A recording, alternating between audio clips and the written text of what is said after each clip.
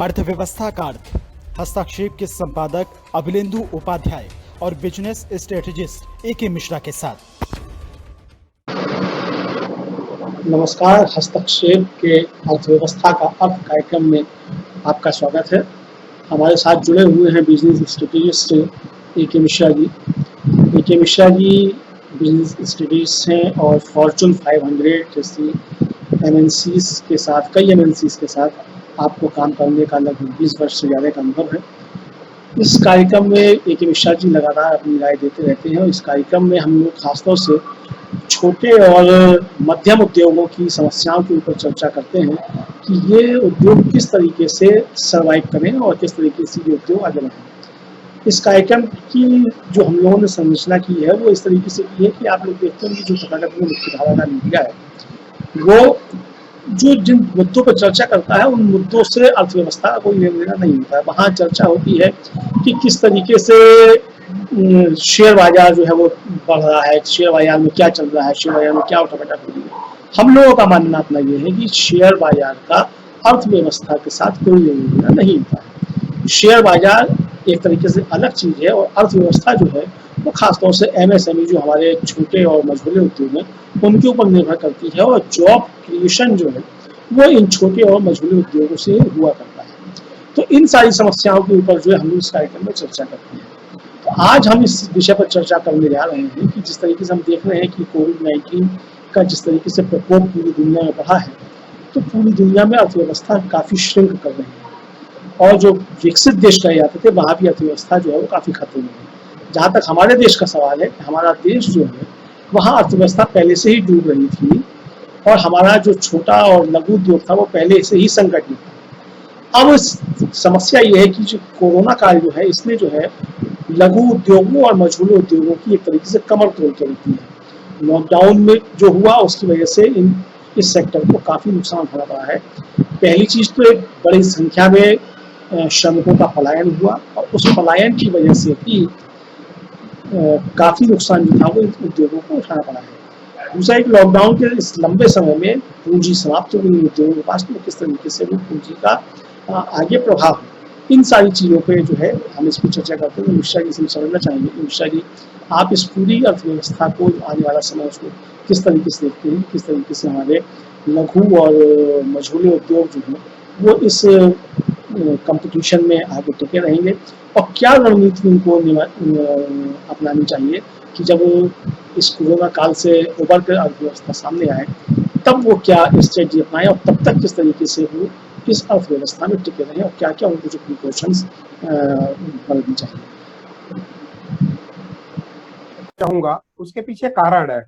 आजादी के बाद से जो है आप ये देखिए बातें जब भी हुई हैं, चाहे हमारे प्रथम प्रधानमंत्री रहे हो, पूरे देश का फोकस ये रहा है कि बड़े बड़े उद्योगों को कैसे स्थापित किया जाए। मैं ये मानता हूं कि बड़े उद्योगों का अपना रोल है। देखिए सबसे पहले तो मैं आपके जो ये दैनिक अखबार है, डिजिटल प्लेटफॉर्म पे है, हस्तक्षेप को मैं बधाई बोलना चाहूंगा। उसके पीछे कारण है कि बड़े बड़े लीडिंग अखबार, बड़े बड़े चैनल के जो बिजनेस सेक्शंस के जो डिबेट आते हैं या न्यूज आती है उसमें बातें आपने भी बोली, बहुत अच्छी बात बोली है। उसमें बातें होती हैं ग्लोबल सेंसेक्स मार्केट की और न्यूयॉर्क के जो है सेंसेक्स मार्केट की, लंदन के सेंसेक्स मार्केट की, इतना उछला इतना गिरा। वो सब आभासी इकोनॉमी है और आभासी जो है अर्थव्यवस्था है। कहने का मतलब यहाँ पे हम अर्थव्यवस्था का मतलब वही लेंगे जो रियल टाइम में एक्टिविटी मार्केट प्लेस में होती है। रियल टाइम एक्टिविटी मतलब कोई प्रोडक्ट बनना, किसी ने भी बनाया, चाहे वो एक कुम्हार ने ही क्यों ना बनाया हो, और उसको मार्केट प्लेस में जाके बेचा, न कि केवल दिमाग में जो है बेच दिया कि आज सेंसेक्स 10% उछल गया, फिर ये हो गया वो हो गया। उसका अपना एक अलग कॉन्सेप्ट है, ग्राउंड लेवल पे उसका बहुत ज्यादा इम्पैक्ट नहीं पड़ता है। दूसरी चीज देखिए जो आपने बोली, इस प्रोग्राम का उद्देश्य ही ये है, इसके लिए भी मैं आपको बधाई दूंगा इसकी संकल्पना के लिए, कि कैसे ऐसे लोगों को सहयोग पहुंचाया जाए जो कि ग्राउंड जीरो पे, उद्योग के मामले में ग्राउंड जीरो पे स्ट्रगल कर रहे हैं, यानी रियल मार्केट में स्ट्रगल कर रहे हैं। चाहे वो एक छोटी सी दुकान हो, मैं तो अगर एक हलवाई की भी छोटी सी दुकान है मैं उसको भी लघु उद्योग मानता हूँ, इसकी अभी चर्चा मैं आपको करूंगा।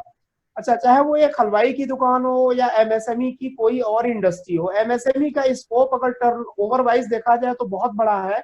इवन 500 करोड़ रुपए की कंपनी भी जो है एमएसएमई में गिनी जाती है। जो लोग जिज्ञासु हैं वो एमएसएमई की डिफिनीशन देख लें टर्नओवर के हिसाब से कि माइक्रो किसको बोला जाता है, स्मॉल किसको बोला जाता है और मीडियम किसको बोला जाता है। तो बहुत बड़ा एक कैप है, कैप इन द सेंस कि बहुत बड़ा टर्नओवर का रेंज है। अब आते हैं अपने असली मुद्दे पे। देखिए मैं आपको ये बताऊं, जो आपने ये बोला कि कोरोना काल में लगभग बड़े उद्योगों की जो है रीढ़ की हड्डी जो है टूट गई है, लगभग बंद है, सारी बड़ी कंपनियां बंद हैं। अगर एक चीज को हटा दिया जाए, अगर गवर्नमेंट यह बाध्य न करे कि लोग अपने दुकान और ये सब न खोलें, आपने एक चीज और जोड़ी यहाँ पे कि जो मजदूर थे वो लोग वापस अपने गांव चले गए हैं। अगर ऐसा न किया जाता, मजबूर न किया जाता कि आप अपने दुकानों को बंद करिए और एमएसएमई रहता, तो मेरे ख्याल से ये कंडीशन नहीं होती है। लॉकडाउन वगैरह का जो है बहुत ज्यादा असर या ऐसी किसी गतिविधि का असर एमएसएमई पे नहीं होता है। उसका एक खास रीजन है। एक छोटा सा कोई उद्योग है, मैं अपने गांव के बाजार की बात करता हूँ, जहां पे कि एक हलवाई है, आप उसको उदाहरण ले लीजिए, वो आज भी मिठाइयां बना रहा है, समोसे बना रहा है और लोग खरीद रहे हैं। अगर उसका टर्नओवर 4,000 रुपए पर डे का या 1,000 रुपए पर डे का है तो वो चीज असर नहीं पड़ा है। सेक्टर वाइज भी इसको देखेंगे, टेक्नोलॉजी से रिलेटेड सेक्टर पे असर पड़ा है, लेकिन रोजमर्रा की जो चीजें हैं, दवा बनाने के जितने भी उद्योग धंधे हैं उनके ऊपर कोई असर नहीं पड़ा है। आपने न्यूज सुनी थी कि पार्ले जी बिस्किट का टर्नओवर बढ़ गया, उसकी डिमांड बढ़ गई। सेक्टर वाइज अगर देखा जाए तो एमएसएमई का एक सबसे बड़ा फायदा ये होता है कि बड़ी कंपनियां बंद हो सकती हैं। उसके पीछे कारण है क्योंकि हर बड़ी कंपनी अपने प्रोडक्शन के लिए जो पार्ट्स आते हैं वो कहीं ना कहीं एमएसएमई पे डिपेंडेंट है। आप इसका एक एग्जांपल ले लीजिए, नूडल बनाने की अगर कोई बहुत बड़ी कंपनी है तो आटा अगर आता होगा तो एक किसान के यहाँ से निकल करके वो आटा किसी गल्ला व्यापारी के यहाँ आता होगा जो एक छोटा उद्योगपति है, फिर वहां से निकल करके किसी फ्लोर मिल में जाता होगा जो एमएसएमई की कैटेगरी है और वहां से वो कंपनियों तक जाता होगा। एमएसएमई के जल्दी बंद होने के चांसेस नहीं होते हैं, बशर्ते वो टेक्नोलॉजी या कुछ अलग जो है सेक्टर ना हो। ये सेक्टर वाइज भी डिपेंड करता है। तो हर बड़े से बड़ा कारपोरेट घराना पर्टिकुलरली डिपेंडेंट होता है, वो एमएसएमई पे डिपेंडेंट होता है, क्योंकि उसके सारे कल पुर्जे जो होते हैं, देखिए ऑटो प्रोडक्शन लाइन में इतनी पॉसिबिलिटीज नहीं है कि छोटी से लेके बड़ी तक, रॉ मटेरियल से लेकर के फिनिश गुड तक सभी चीजें एक ही कंपनी में बनाया जाए। इतना ज्यादा स्किल, इतना ज्यादा इन्वेस्टमेंट स्पेस नहीं होता है। इसके लिए बड़ी बड़ी कंपनियां अपने टेक्नोलॉजिकल पैरामीटर, क्वालिटी नॉर्म्स के ऊपर छोटे छोटे जो उसके बनाने वाले होते हैं, एमएसएमई में जो आते हैं, उन पर्टिकुलर चीजों को बनाने वाले जो उद्योग होते हैं, फैक्ट्रियां होती हैं छोटे छोटे, उनसे जॉब वर्क करवाती है। Integrated as a whole, integrated जो है प्रोडक्शन फैसिलिटी किसी के पास भी अवेलेबल नहीं है, चाहे वो कितनी बड़ी भी मैन्युफैक्चरिंग यूनिट क्यों ना हो, चाहे वो कितना ही सोफिस्टिकेटेड और ऑटोमेटेड मैन्युफैक्चरिंग यूनिट क्यों ना हो।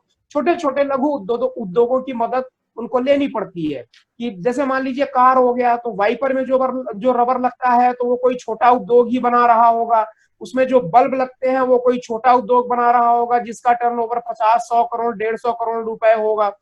मेन जो टेक्नोलॉजी है कार इंडस्ट्री में, पर्टिकुलरली जो कार का इंजन होता है उसकी जो टेक्नोलॉजी होती है, वो पर्टिकुलरली उस कार का अपना जेन्यून जो है R&D होता है। बाकी के जो पार्ट लगते हैं, मैट्रिसेस हो गए, शीशे हो गए, मिरर्स हो गए, व्यू बैक मिरर हो गया, डेफिनेटली इसको कोई ना कोई छोटा उद्योग ही बनाता है।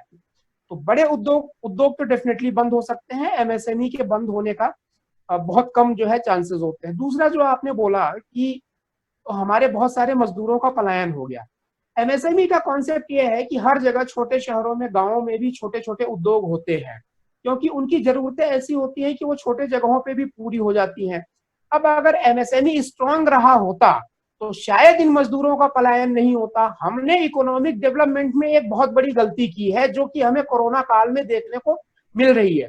हमने बहुत बड़े बड़े उद्योग लगाए और बहुत बड़े बड़े उद्योग मेट्रोपॉलिटन सिटी के अगल बगल ही लगाए। जैसे आप देखिए जितनी इंडस्ट्रीज हैं वो चेन्नई और उसके साथ दिल्ली, बॉम्बे, इन सब जगहों के अगल बगल ही इर्द गिर्द जो है सेंटर है, वहीं पे है। ये एक गलती ये है कि इससे पलायनवाद को जन्म मिला, यानी कि गांवों से लोग, छोटे शहरों से लोग मजबूर हुए इन जगहों पे जाने के लिए, क्योंकि वहां रोजगार मिलता था। हमें मिक्स्ड वे में और बैलेंस्ड वे में चीजों को बढ़ाना चाहिए था। जैसे मान लीजिए कोई एक फैक्ट्री दिल्ली के अगल बगल है कार बनाने की, तो उसके पुर्जे बनाने वाले जो कल कारखाने हैं छोटे छोटे एमएसएमई की कैटेगरी में आते हैं, वो कोई 200 किलोमीटर दूर 500 किलोमीटर दूर भी हो सकता था, और उन छोटे छोटे एमएसएमई में 25-50 लोगों को भी रोजगार मिल सकता था। तो इस तरीके से जो रोजगार का इक्वल डिस्ट्रीब्यूशन होना चाहिए, एम्प्लॉयमेंट अपॉर्चुनिटी की equal distribution across the country होना चाहिए, वो नहीं हो पाया, जिसके कारण माइग्रेशन की प्रॉब्लम हमें आई। अब ये रिवर्स माइग्रेशन हो रहा है। अगर यही छोटे छोटे उद्योग मतलब जैसे कृषि आधारित छोटे छोटे, देखिए मार्केट में अगर कैटेगरी वाइज देखा जाए तो खाने पीने की जो चीजें हैं, एफएमसीजी, फार्मा, इसका एक बहुत बड़ा सेगमेंट है, बहुत बड़ा सेगमेंट है इंडिया में। तो कम से कम गांव के अगल बगल तो छोटे मोटे उद्योग जो खाने पीने से रिलेटेड हैं उनको तो डेवलप किया ही जा सकता था। अब नहीं हुआ, उसके कई रीजन है, क्योंकि हम सेंटर्ड हो गए, हम फोकस्ड हो गए, हमारी गवर्नमेंट फोकस हो गई कि भारत का विकास या किसी देश का विकास होगा तो बहुत बड़े बड़े उद्योगों से होगा। ये भी टोटली एक रॉन्ग कॉन्सेप्ट है। दोनों का मिक्स होना, बैलेंस्ड मिक्स होना बहुत जरूरी है। दूसरी सबसे इंपॉर्टेंट चीज ये देखिए, आपके इस प्रोग्राम की जो मैं तारीफ करता हूं उसके पीछे एक कारण है। 120 करोड़ की जनसंख्या में बड़े बड़े जो औद्योगिक घराने हैं, बड़ी बड़ी फैक्ट्रियां हैं, वो सब लोगों को जो है रोजगार नहीं दे सकती हैं। स्वावलंबन की चीजें अगर आएंगी तो वो एमएसएमई से आएंगी। एमएसएमई का सबसे खास कैरेक्टर है कि जिस छोटे शहर में वो लगता है, वो फैक्ट्री लगती है, कम से कम 20-25 लोगों को वही रोजगार दे देती है। आदमी का घर भी वहीं पे है, रोजगार भी वहीं पे है, और जो प्रोडक्ट बना उसका मार्केट भी वहीं है। तो बहुत सारी समस्याओं का जो है निराकरण अपने आप हो जाता है, जो कि सरकार को बाद में फेस करना पड़ता है। दूसरी चीज मैं आपको बताऊं, एक सवाल आपने पूछा था, हम लोग बात कर रहे थे कि जब बड़ी बड़ी इकोनॉमिक यानी अर्थव्यवस्थाओं का, अमेरिका वगैरह का बुरा हाल है, बड़ी बड़ी कंपनियों का बुरा हाल है, तो ऐसे में भारत में एमएसएमई का भविष्य क्या है? देखिए मैं आपको बताऊं, एमएसएमई का भविष्य रियल अगर देखा जाए तो वाकई में जो एक उज्जवल भविष्य होना चाहिए, वो मौका अब एमएसएमई के पास आ रहा है। उसके पीछे कारण है, अभी तक मार्केट पे जो कब्जा था वो बिग प्लेयर्स का कब्जा था। बिग प्लेयर्स के पास रिसोर्सेज ज्यादा होते थे। जब मार्केट फुल फ्लैग अपने कॉम्पिटिटिव मूड पे चल रहा था और उस पर कब्जा किसी और का था, तो वहां पे छोटे प्लेयर या नए प्लेयर की एंट्री के लिए बहुत मुश्किल हो जाता है। जैसे आप देखिए, मोबाइल मार्केट में 80 से 90% जो है मार्केट को कवर कर लिया था चाइना की कंपनी ने, Xiaomi, इन सब चीजों ने, इन कंपनियों ने कर लिया था, वन प्लस ने। तो ऐसे में कोई इंडियन कंपनी इंटर कर सकती थी? नहीं कर सकती थी। लॉकडाउन के देखिए, नेसेसरी इविल जिसको आवश्यक दोष बोलते हैं, नुकसान है तो फायदे भी है। फायदे ये हुए कि जो बहुत बड़े बड़े औद्योगिक घराने थे और उसके साथ साथ जो बहुत जो है मतलब कॉम्पिटिटिव मार्केट में विदेश की कंपनियों ने अपना कब्जा जमा के रखा था, वहां पे वैक्यूम आ गया। वैक्यूम आने के कारण आपकी मार्केट में एंट्री आसान हो गई। जो छोटे उद्योगपति थे, एमएसएमई की कैटेगरी में थे, मार्केट में एंट्री अब उनके लिए आसान हो गई है। तो ये मैं एक मौका देखता हूँ। दूसरी इंपॉर्टेंट चीज मैं आपको ये बताऊं कि एमएसएमई को बचाना है, अगर राष्ट्र को समृद्ध बनाना है, सपनों को पूरा करना है, देखिए जो बहुत ही माइक्रो टेक्नोलॉजिकल की चीजें होती है, जैसे किसी कंप्यूटर की माइक्रो चिप बनानी है, तो उसके लिए डेफिनेटली इंफ्रास्ट्रक्चर बहुत एडवांस टेक्नोलॉजी का चाहिए। वहां पे बड़े औद्योगिक घरानों का प्रेजेंस बिल्कुल होना चाहिए। बड़ी बड़ी एमएनसीज जो है ऐसे ही फील्ड में आनी चाहिए। अब अगर चिप्स है और लस्सी बनाना है और उसके लिए कोई बहुत बड़ा औद्योगिक घराना आए, यानी खाने पीने की चीजें जो हो गई जहां पे बहुत ज्यादा टेक्नोलॉजी नहीं लगता है, वहां पे अमेरिका से किसी एमएनसी को बुलाएं, तो हम तो अपने पैर पे ही कुल्हाड़ी मार रहे हैं ना। आप ये देखिए, चिप्स कभी हमारे घर घर में बनता था और लोकल मार्केट में हम बेचते थे। हम लोग खुद जो है चिप्स को बना के धूप में सुखा लेते थे, खुद वो करते थे, उससे सेविंग होती थी, वो चिप्स सस्ता पड़ता था, टेस्ट वही होता था। अच्छा, सेविंग भी तो अर्निंग है। लेकिन अब कोई अगर बहुत बड़ी एमएनसी आ गई, मैं नाम नहीं लूंगा, तो उसने क्या किया, चिप्स के मार्केट पे कब्जा कर लिया। वो बल्क में आलू खरीदती है, ठीक है, पैकिंग वगैरह थोड़ा अच्छा है, लेकिन वो हमें कॉस्टली मिलता है। हमें कॉस्टली मिलता है मतलब कि एक्स्ट्रा पैसे हमने खर्च किए, यानी हमारी इनकम जो है खत्म हो रही है।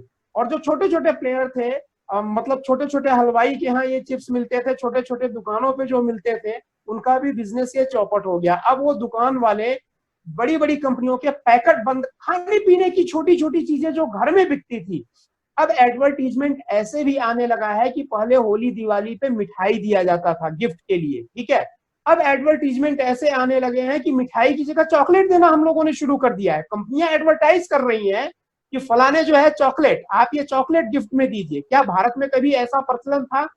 हलवाई की दुकानों पे भी इन एमएनसीज ने कब्जा करना शुरू कर दिया है, अपने डिब्बा बंद जो है वेस्टर्न कल्चर के जो है मिष्टान प्रोडक्ट को, जो है स्वीट प्रोडक्ट को, इन सब चीजों को लॉन्च करके। ये खतरनाक चीज है, मैं आपको बताना चाहता हूँ। एमएसएमई का भविष्य उज्जवल इसलिए भी है, मैं आपको बताता हूँ। एक तो इस वक्त आपकी मार्केट की एंट्री जो है बहुत इजी हो गई है, पहली चीज। दूसरी चीज आप ये देखिए कि मार्केट से जो फाउल कंपटीशन था वो भी लगभग गायब हो रहा है, क्योंकि बिजनेस एक्टिविटीज खत्म है, स्पेकुलेशंस वगैरह खत्म है। फॉरेन एमएनसी का जो आपको कंपटीशन मिलता था सबसे ज्यादा चाइना से मिलता था। आप देखिए हमारे यहाँ जितने छोटे छोटे उद्योग धंधे वाले थे जो लड़ी झालर ये सब चीजें बनाते थे कुटीर उद्योग में, वो सारे लोग परेशान हो गए थे, क्योंकि चाइना से ऑटोमेटिक जो है मटेरियल बन करके आता था और प्राइस और प्रॉफिट के चक्कर में सब लोग यहाँ पे इंपोर्ट भी करते थे। तो गाहे बगाहे कैसे भी करके जो ये घटना हुई कोरोना की और जो गलवान वगैरह की घटना हुई, इसका असली बेनिफिट तो एमएसएमई को मिलने वाला है। देखिए उन लोगों का जो उद्योग धंधा चौपट हो गया था वो वापस जो है पुनर्जीवित होने का ये मौका आ गया है। इसके साथ साथ और भी ऐसे कई बहुत सारे फैक्टर है। देखिए एमएसएमई जितना ज्यादा होगा, इनोवेटिव अप्रोच के डेवलप होने का, इनोवेटिव प्रोडक्ट के डेवलप होने का चांसेस उतना ही ज्यादा होगा। इसका भी मैं आपको एक एग्जांपल देता हूँ। मान लीजिए घड़ी बनाने की कोई एक छोटी सी कंपनी है, उसी घड़ी में वो कोई नया डिजाइन बना देगा। बहुत बड़ी बड़ी कंपनियों में जो इनोवेशंस होते हैं वो टोटली साइंटिफिक और बहुत हाई फाई इनोवेशन होते हैं। कस्टमर के लिए जो एक मॉडिफाइड टाइप का इनोवेशन होता है, जो प्रोडक्ट को इजी टू यूज बनाता है दैनिक दिनचर्या में, वो इनोवेशंस एमएसएमई में होता है। उसके पीछे कारण है, जितनी ज्यादा एमएसएमई होंगी उसके ओनर उसके वर्कर उतने ही ज्यादा होंगे, यानी वो काम में इंगेज होंगे।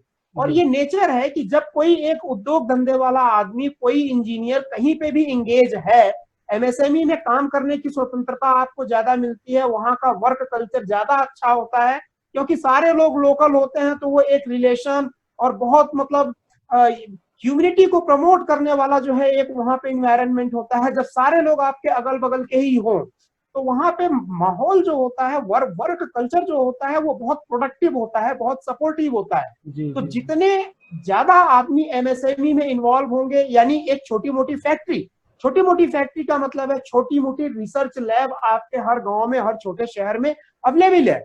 जब वो एक छोटा सा रिसर्च लैब अवेलेबल है वहां पे, तो जितने भी ब्रेन वहां पे टैलेंट काम कर रहे हैं उसमें से कुछ ना कुछ लोगों का दिमाग डेफिनेटली ऐसा चलेगा कि कहीं ना कहीं कोई समस्या उनके पास आएगी तो वो उसका सोल्यूशन भी निकालेंगे और वो इनोवेशन हो जाता है। और वही इनोवेशन आगे चल के पूरी दुनिया को बदल देता है। तो अगर इनोवेशन का हब बनाना है इंडिया को तो आपको एमएसएमई को प्रमोट करना है। दूसरी सबसे इंपॉर्टेंट चीज ये है कि एमएसएमई का भविष्य जो इतना सुनहरा मुझे दिख रहा है वो इसलिए दिख रहा है कि कोरोना और बहुत सारी ऐसी, देखिए अब यहाँ पे एक पूरी तरीके से मुझे ये लग रहा है कि रिवर्स इकोनॉमी शुरू हुई है। रिवर्स इकोनॉमी ये है कि पहले हम बड़ी बड़ी एमएनसीज और फैक्ट्रीज के ऊपर डिपेंड करते थे। आज की डेट में आप जाके देखिए लोग लोकल रिसोर्सेज पे डिपेंड कर रहे हैं कि लोकल कोई हलवाई है, लोकल कोई फैक्ट्री है, वहीं से सामान बन जाए। अब लोग उस तरीके से नहीं देख रहे हैं जैसे ब्रांड होता था ना कि हम फलाने ब्रांड का ही लेंगे, हम फलाने ब्रांड का ही प्रोडक्ट लेंगे। एक तरीके से ये रिवर्स मार्केटिंग शुरू हो रही है, जहां की आपके अगल बगल के जो फैक्ट्रीज हैं, जो प्रोडक्शन हाउसेज हैं, आप इसका एग्जांपल लीजिए। जैसे बहुत सारे खाद्य तेल, आप ये देखिए पाम ऑयल वगैरह हम लोग इंपोर्ट करवाते हैं मलेशिया वगैरह से। अभी विवाद भी चला था पाम ऑयल का और इन सब चीजों का। अब देखिए रिवर्स मार्केटिंग या रिवर्स इकोनॉमी कैसे हो रही है। अब पाम ऑयल अगर आपको नहीं मिल रहा है तो आप अपने बगल की दुकान पे जाएंगे और कच्चे घानी के सरसों का तेल ले आ रहे हैं। साउथ इंडिया में आप देखिए तो कोई लोकल अगर ब्रांड है नारियल के तेल का तो आप उसको ले रहे हैं। तो ये शुरू हुआ ना रिवर्स इकोनॉमी, या आप ये बोलिए कि रिवर्स मार्केटिंग अब शुरू हो गई है, लोकल डिपेंडेंसी शुरू हो गई है। तो मैं ये बोलना चाहूंगा कि बहुत सारे ऐसे फैक्टर हैं, बहुत सारे ऐसे सपोर्टिंग फैक्टर हैं एमएसएमई के लिए। मैं ये बोलना चाहूंगा जितने हमारे लघु उद्योग वाले हैं, इनके जो ओनर हैं, कि ये वक्त है जब आप अपनी तैयारी करिए। ठीक है, बिजनेस एक्टिविटी नहीं चल रही है, लेकिन आप अपने बिजनेस की प्लानिंग करिए। आप किसी एक्सपर्ट को ले करके एक फ्यूचरिस्टिक अप्रोच आप बना के रखिए, स्ट्रेटेजिक प्लान कि फ्यूचर में आपको क्या करना है, 2 महीने 4 महीने के बाद किस सेक्टर में जाना है। अगर आप ऑलरेडी किसी सेक्टर में हैं तो उस सेक्टर में क्या क्या कमियां आई हैं या क्या क्या अपॉर्चुनिटीज आएंगी, उसके हिसाब से उसको ट्यून कैसे किया जाए। एक और बहुत बड़ा रीजन है एमएसएमई के सुनहरे भविष्य का। 2023 या 24 तक इंडिया में लगभग इंफ्रास्ट्रक्चर की कमी खत्म हो जाएगी। इंफ्रास्ट्रक्चर की बात है, मैं 3-4 चीजें इंफ्रास्ट्रक्चर में गिनता हूँ। इलेक्ट्रिसिटी यानी पावर सप्लाई होनी चाहिए, रोड यानी ट्रांसपोर्टेशन, रोड और रेल के लिए भी डेडिकेटेड फ्रेट कॉरिडोर बन रहा है और हर जगह पूरे इंडिया को हाईवे से कनेक्ट कर दिया जा रहा है। जब रेल, रोड और आपको इलेक्ट्रिसिटी हर छोटे शहर तक अवेलेबल रहेंगे तो वहां पे प्रोडक्शन कॉस्ट कम आ जाती है। माल को बना करके कहीं दूसरी जगह बड़े शहरों में भेजना वो प्रॉब्लम नहीं है, पहले ये बहुत बड़ा चैलेंज होता था। कॉस्ट ऑलरेडी कम हो जाएगी तो एमएसएमई अब हर छोटे शहरों में डेवलप करेगा। झांसी, कानपुर या और छोटे शहरों में भी आप प्रोडक्ट को बना के दिल्ली से लेके हर जगह भेज सकते हैं। गवर्नमेंट की कोशिश ये है कि ओवरनाइट जर्नी एक तरफ से दूसरी तरफ तक, इंडिया के एक कोने से दूसरे कोने तक 12 घंटे से ज्यादा की जर्नी ना हो। तो जब ये टाइम गैप कम हो जाएगा तो कहीं का भी प्रोडक्ट इंडिया में कहीं पे भी सप्लाई किया जा सकता है। तो ये एमएसएमई को बहुत जबरदस्त, एमएसएमई और एग्रीकल्चर को, ये एग्रीकल्चर और उससे रिलेटेड एलाइड जो है, जैसे फिशरीज हो गई, मिल्क हो गया, फार्मिंग से रिलेटेड जो और प्रोडक्ट है, बहुत जबरदस्त ये बेनिफिट देगा। ऐसे बहुत सारे रीजन है जो कि एमएसएमई का भविष्य बहुत उज्जवल मुझे लगता है। जरूरत है तो मैं ये बोलूंगा कि जो स्मॉल या मीडियम साइज जब मैं बोल रहा हूँ एमएसएमई की कैटेगरी में 500,000 करोड़ के टर्नओवर की कंपनी भी एमएसएमई की कैटेगरीज में आती हैं, तो वो अपने आप को तैयार करना शुरू करें। मार्केट के हिसाब से 2-3 चीजों को आपको ध्यान रखना है। आपके सामने जो कंपटीशन आता है वो आती है प्राइस की आती है, तो प्राइस कैसे लोअर आप करें ये चीज देखें। क्वालिटी की आती है, टेक्नोलॉजी आज की डेट में सब जगह अवेलेबल है। और उसके बाद आप एडवर्टीजमेंट, प्रमोशन के इन सब चीजों के लिए जो कंपटीशन आपको मिलते हैं बड़ी बड़ी कंपनियों से, उनको फाइट करने के लिए आप कैसे अपने आप को तैयार करते हैं, ये टाइम है अपने आप को प्रिपेयर करना। नए मार्केट आप, ऐसा नहीं है कि आप अगर कानपुर में आपकी कोई फैक्ट्री है एमएसएमई की तो आप केवल 10-15 डिस्ट्रिक्ट या वेस्टर्न यूपी या केवल यूपी तक लिमिटेड रहे। आप यूपी से बाहर निकलिए और पैन इंडिया तक अपने प्रोडक्ट को कैसे फैला सकते हैं। और मैं भारत के सारे उद्योगपतियों को बोलूंगा कि पैन इंडिया तक क्यों, अब आप ग्लोबल इकोनॉमी के बारे में बात करिए। अब तो ये होगा कि आपका प्रोडक्ट, भारत का प्रोडक्ट विदेशों में जाएगा। उसके पीछे कारण है, चाइना का जो एकाधिकार था वो खत्म हो रहा है, दुनिया से उसकी विश्वसनीयता जो है एकदम घट गई है। और बिजनेस में या इकोनॉमी में एक बार साख को अगर बट्टा लग जाता है, विश्वसनीयता खत्म हो जाती है, तो दोबारा सरवाइव करना बहुत मुश्किल होता है। कोई कितना भी बोले कि चाइना सरवाइव कर जाएगा, लेकिन चाइना सरवाइव नहीं करेगा, ये मैं आज बोलता हूं। और सरवाइव करेगा तो बहुत बड़े डेंट के साथ, माइनस ग्रोथ के साथ सरवाइव करेगा। क्योंकि अब बहुत सारे देश ये सोच रहे हैं कि चाइना के ऊपर से डिपेंडेंसी खत्म करके किसी और देश या अपने ही देश में प्रोडक्शन शुरू करें। अब उसके पीछे एक कारण और है, जब चाइना के अंदर, चाइना के कारण ये वैक्यूम क्रिएट होगा, डिमांड और सप्लाई में एक गैप आएगा, तो वो पूरा कहां से होगा। देखिए, वेस्टर्न कंट्री और अमेरिका से ये चीजें पूरी नहीं हो सकती। उसके पीछे कारण है, उन्होंने बहुत दिनों तक इकोनॉमिक लीडरशिप को एंजॉय किया है। इंडस्ट्रियल रिवॉल्यूशन 17वीं शताब्दी में शुरू हुआ, उसके बाद ये लोग ग्रो कर गए, तो वहां की जो जेनेट्री है वो आराम, सुख, इन सब चीजों की जो है आदत, उनको आदत पड़ गई है। और वो फाइट करते हैं अपने लाइफ स्टाइल को मेंटेन करने के लिए, न कि काम करने के लिए। अच्छा, अगर वो किसी चीज में इंटरेस्टेड होते हैं तो बहुत हाई फाई टेक्नोलॉजिकल इनोवेशंस हो गए, जैसे वॉरशिप हो गई, स्पेस से रिलेटेड कोई चीज हो गया, मिसाइल्स हो गई, कोई और टेक्नोलॉजी हो गई, वहां पे वो बिग बिग एमएनसीज हैं जो कि उसमें है। देखिए, स्मॉल एंटरप्रेन्योरशिप लगभग फॉरेन से, वेस्टर्न कंट्रीज से खत्म हो गया है। वहां पे जो पहले स्मॉल एंटरप्रेन्योर्स थे, जो छोटे छोटे, भाई वहां पे भी सब लोग छोटे छोटे उद्योग ही थे, जो आज की डेट में बहुत बड़े एमएनसीज बन गए हैं। तो छोटे छोटे उद्योगों का वहां पे स्कोप लगभग खत्म हो गया है। तो अब ये सारी चीजें आपको कहाँ मिलेंगी? पूरी दुनिया को ये सारी चीजें केवल भारत में दिख रही हैं, जहां पे कि एमएसएमई है लगभग हर शहर में। टैलेंट पूल यहाँ पे बहुत जबरदस्त है। वर्कर से लेकर के टॉप टैलेंट, प्रोफेशनल टैलेंट्स यहाँ पे अवेलेबल हैं, मार्केट भी यहीं पे अवेलेबल है, रॉ मटेरियल भी यहीं पे अवेलेबल है, ट्रांसपोर्टेशन फैसिलिटी भी अवेलेबल होने जा रही है। तो मैं सारे एमएसएमई के लोगों को ये बोलूंगा कि भारत के साथ साथ और जो बड़े उद्योगपति हैं, मैं कॉर्पोरेट की भी बात इसी जो है प्रोग्राम में बाद में करूंगा, कि केवल भारत पे या डोमेस्टिक मार्केट में आप कंपटीशन क्रिएट मत करिए, बाहर निकलिए भारत से। और आप देखिए पूरा वेस्टर्न कंट्रीज, पूरा यूरोपियन यूनियन खाली पड़ा है कि कहां से हमें मटेरियल मिले, पूरा अमेरिका, पूरा अफ्रीका खाली पड़ा हुआ है, वैक्यूम आ रहा है, पूरा एशिया खाली पड़ा हुआ है कि कौन प्रोडक्ट की हमें सप्लाई करे। तो आप ग्लोबल जो है एक सोच लेकर के अपने प्रोग्राम को शुरू करिए और इसके लिए आप अपनी तैयारी अभी से शुरू कर दीजिए। जी बिल्कुल, बहुत अच्छी बातें आपने बताई मिश्रा जी। और दर्शकों, आपको बता दें कि मिश्रा जी जो हैं वो बिजनेस स्ट्रेटेजिस्ट है, जैसा कि मैंने आपको पहले भी बताया अपने कार्यक्रम के शुरू में। और छोटे और लघु उद्योगों के ऊपर हम लोग इस कार्यक्रम में खासतौर से फोकस कर रहे हैं कि किस तरीके से छोटे और मध्यम उद्योग जो हैं वो वैश्विक अर्थव्यवस्था जो है, जो परिवर्तन उसमें हो रहा है, और जो भारतीय अर्थव्यवस्था है उसमें जो पोस्ट कोविड अर्थव्यवस्था बनेगी, उसमें किस तरीके से उनके सामने चुनौतियां होंगी और किस तरीके से उनको उस अर्थव्यवस्था में टिकना है, और सिर्फ टिकना ही नहीं है बल्कि उसमें उन्नति करनी है। तो क्या वो चैलेंजेस होंगे और किस तरीके से हमारे छोटे और मझोले उद्योग जो हैं वो उन चुनौतियों का सामना करके सक्षम हो, इसी मुद्दे को लेकर के हम लोग लगातार अपने इस कार्यक्रम अर्थव्यवस्था का अर्थ में हम इस पर चर्चा कर रहे हैं। और ए.के. मिश्रा जी हमको लगातार इस पे जो है वो सुझाव दे रहे हैं और आगे भी सुझाव इस पे देते रहेंगे। आप लोगों के भी अगर कोई सुझाव हो या आप लोगों की अगर कोई सवाल हो तो आप हमको व्हाट्सएप कर सकते हैं, हमारे नंबर दिए हुए हैं। आप हमको नीचे कमेंट बॉक्स में कमेंट कर सकते हैं। आपको कोई कंसल्टेंसी की आवश्यकता है उसके लिए भी आप संपर्क कर सकते हैं।